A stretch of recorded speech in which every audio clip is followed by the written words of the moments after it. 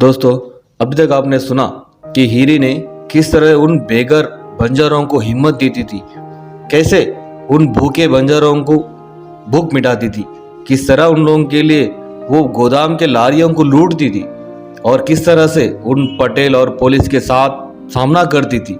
आगे सुनते हैं क्या हीरी दिल्ली तक कैसे पहुंच पाती है और इंदिरा गांधी जी से कैसे मिल पाती है, अपने बस्ती वाले की तकलीफ कैसे दूर कर पाती है, अपने ऊपर लगे इल्जाम को कैसे मिटाती है। सुनते रहिए हीरी की कहानी, बहुत इंटरेस्टिंग कहानी है, पूरा वीडियो जरूर देखिएगा। हाय हेलो एंड नमस्ते, स्वागत है आपका अपना राजगुरु सीक्रेट स्टोरी चैनल में।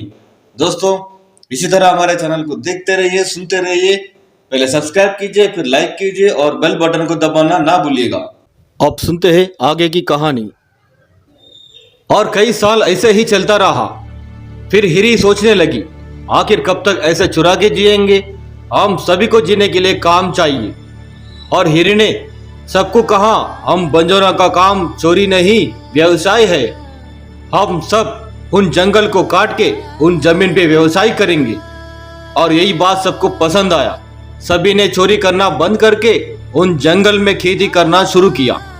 और यही बात उन पटेलों को पसंद नहीं आया, क्योंकि उनका कहना है वो जंगल के जमीन पे उनका ही हक है। इसलिए जंगल के जमीन को लेके सारे पटेल और बंजारे के बीच झगड़ा शुरू हुआ। वो सारे पटेल पुलिस के साथ मिलके उन बंजारों को डरा के धमका के भगाने लगे, मगर हीरी ने हार नहीं मानी, उनका सामना करती रही। ऐसे में एक दिन हीरी ने सोच लिया कि सारे पटेल और पुलिस वालों को कैसे जवाब देना और कैसे अपने बंजारों को जमीन दिलाना।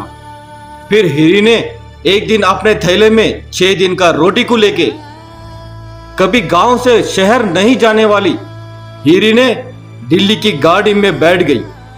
दिल्ली जाके इंदिरा गांधी के घर के सामने बैठ गई।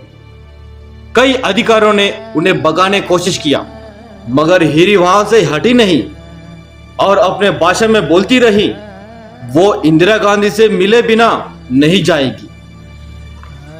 3 दिन हो गया, उनके साथ लाया रोटी भी खत्म हो गया और तब मालूम हुआ इंदिरा गांधी की गाड़ी आ रही है।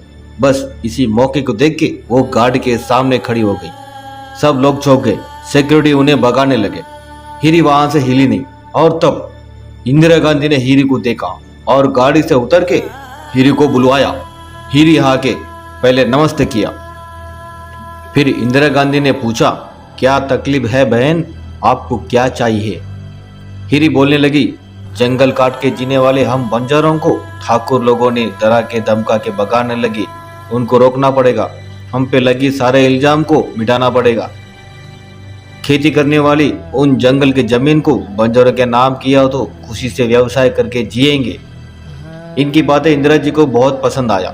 थोड़ी देर और हीरी से बात किया, उनकी बहादुरी को बहुत पसंद किया। फौरन हैदराबाद के आंध्र प्रदेश मुख्यमंत्री कार्यालय में फोन लगाई। सीएम उठा के हेलो बोलते ही, मैं इंदिरा गांधी बोल रही हूँ, बस और क्या। हीरी की समस्या को सॉल्यूशन बताया। इसको अमल करना आपकी जिम्मेदारी है, ऐसा इंदिरा गांधी जी ने आदेश दिया सीएम को। हीरी बहुत खुश हो गई। इंदिरा जी ने हीरी को हैदराबाद भेज दिया। ट्रेन से उतरते ही एपी के राष्ट्र के अधिकारियों ने हीरी को स्वागत किया, बड़े होटल में रूम दिलाया, अच्छा खाना खिलाया। उनके सारे प्रॉब्लम को अधिकारियों ने सुना, उन पे लगी सारे इल्जाम को मिटाया और तो और उन सभी जंगल के जमीन को उन बंजारों के नाम करने का वादा भी किया। फिर हीरी को वापस अपने गांव भेज दिया। थोड़े दिन के बाद जैसे हीरी बोली थी वैसे ही जमीन उन बंजारों के नाम हुआ। सबके साथ हीरी को भी जमीन मिला। आप जो देख रहे हो ये फोटो हीरी की है, उन जमाने का पासबुक का फोटो है। इसके बाद थांडा में एक और बड़ी समस्या थी, वो है पानी। दूर दूर से कुओं में पानी निकाल के ले आना उन महिलाओं को बड़ी मुश्किल होता था। उन दिनों उनके हाथों में छाले पड़ते थे, इसलिए हीरी ने दोबारा दिल्ली पहुंच गई। इंदिरा गांधी जी से मिलके हर थांडे में एक बोर लगवाई। इससे पानी की समस्या दूर हो गई, उन महिलाओं को भी तकलीफ दूर हो गया। हीरी को अपने घर बच्चे से ज्यादा अपने लोगों की फिक्र होती थी। उनके लिए वो ठाकुर यानी पुलिस से 80 साल तक लड़ती रही, इसलिए उन्हें लेडी रॉबिन हुड कहते थे। हर गांव में उनकी बड़ी इज्जत होती थी। किसी भी तांडे में कितनी भी बड़ी समस्या हो, उन्हें वो दूर करती थी। अनाथ बच्चों को अपने बच्चों की तरह पालती थी। कितने गरीब लड़कियों को उन्होंने शादी करवाया। कोई भी गांव कहीं भी जाती थी, अपने थैले में 2 आम को लेके चल के ही जाती थी।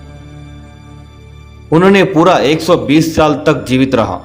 6 सितंबर 2008 में उनका देहांत हुआ। जब जिंदा थी, उन तांडा को अपने साम्राज्य बना के पुलिस वालों को कदम भी रखने नहीं देती थी।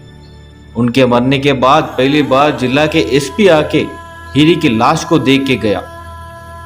हीरी की कहानी चरित्र के पन्ने में तो नहीं लिखा, मगर आज भी उन बंजारों को दिल में जिंदा है। सुनने में आया है हीरी की जीवन चरित्र का पुस्तक आने वाला है। दोस्तों, ये थी आज का टॉपिक। आज का टॉपिक कैसा लगा कमेंट में जरूर बताइए। फिर मिलते हैं अगले टॉपिक में और भी इंटरेस्टिंग टॉपिक के लिए। इस चैनल को प्लीज सब्सक्राइब करें, फिर लाइक जरूर करें और बेल बटन को दबाना ना भूलिएगा। धन्यवाद एंड थैंक यू।